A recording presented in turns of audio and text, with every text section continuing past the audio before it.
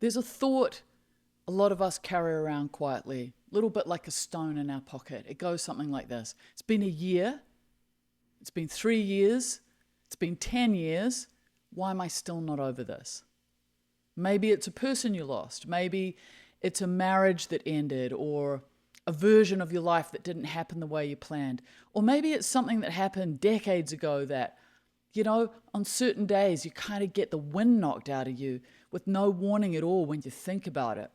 Maybe a problem you had with someone. And right behind the grief comes a second feeling, almost worse than the first, the shame of still feeling it. I want to talk about that shame today because I think it's doing more damage than the grief itself. I'm thinking about a friend of mine whose dog passed away a few months ago. She's amazing. She's a very clever person. And her dog died.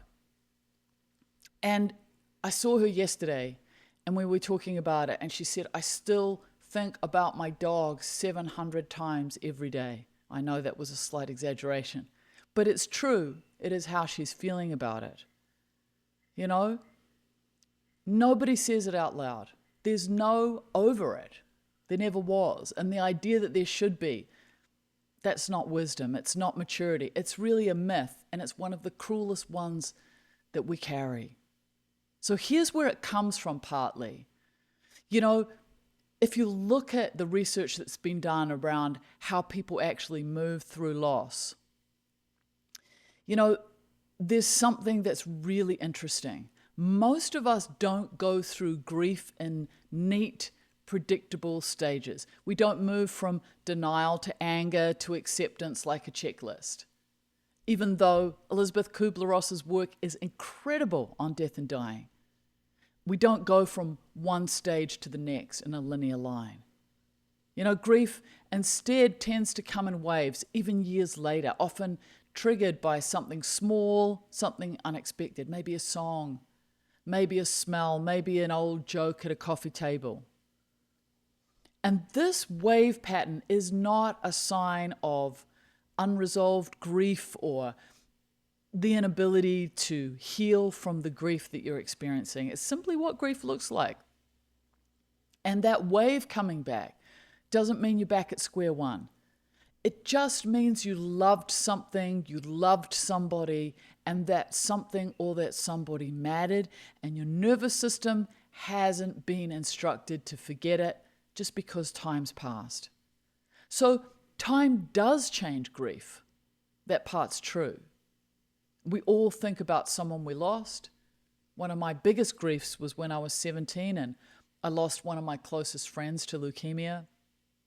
I still think about him. But the waves usually do get further apart. And that's what I notice when I think about him. They often get less overwhelming. But further apart isn't the same as gone. And there's no schedule, there's no chart, there's no number of months, and then you're supposed to have this grief finished. And anyone tells you that there is, often they tell you with good intentions, but it's not true. They're lying to you. So why do we believe the lie anyway? I think partly because our culture is deeply uncomfortable with grief that doesn't resolve quickly. We want to clean before and after. We want the person who's doing so well 6 months later. Makes everyone around the grieving person feel more comfortable, but it doesn't make it true. And I think partly that women in particular learn this lesson early. Managing your feelings efficiently is part of being competent. Falling apart is for other people or for a designated, socially acceptable window of time. And after that, you're expected to tidy yourself up and get back to your life. And if you've spent your life, if you're that person that spent their life being the capable one, the idea that your grief is not respecting your timeline, that can feel a little bit like a personal failing. It's not. It's just not how grief or love actually works. So it's important to understand, because the example I gave at the beginning is my friend who lost her dog. And the reason that I gave that example is because I think we underestimate how big grief actually is. And if someone 2 months later or 3 months later is still thinking about their dog in her mind 700 times a day, then imagine all the griefs that we carry when it's people, when it's relationships, and things like that. And certainly not underestimating the impact that a dog has on you. But it's big. You know, even when I lived in India, I always found it absolutely fascinating. For those of you who are not aware, I lived in India for around about 4 years. I rode a motorcycle through. And I remember going down to Varanasi and sitting at the ghats where you can watch the funeral pyres and you can see people being cremated. It's all out in the open. And it's absolutely fascinating because life and death are really shown as part of life. They're not hidden away. But I think that, particularly in the West, we live in a culture of hiding losses and grief away. So here's the reframe I want to offer you. That wave, when it comes back, isn't evidence that you've failed to heal. It's evidence that the love was real.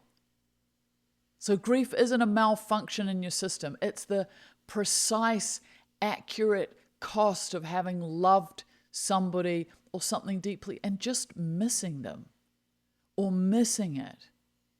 And you wouldn't want a nervous system that could erase that on schedule. That's not strength.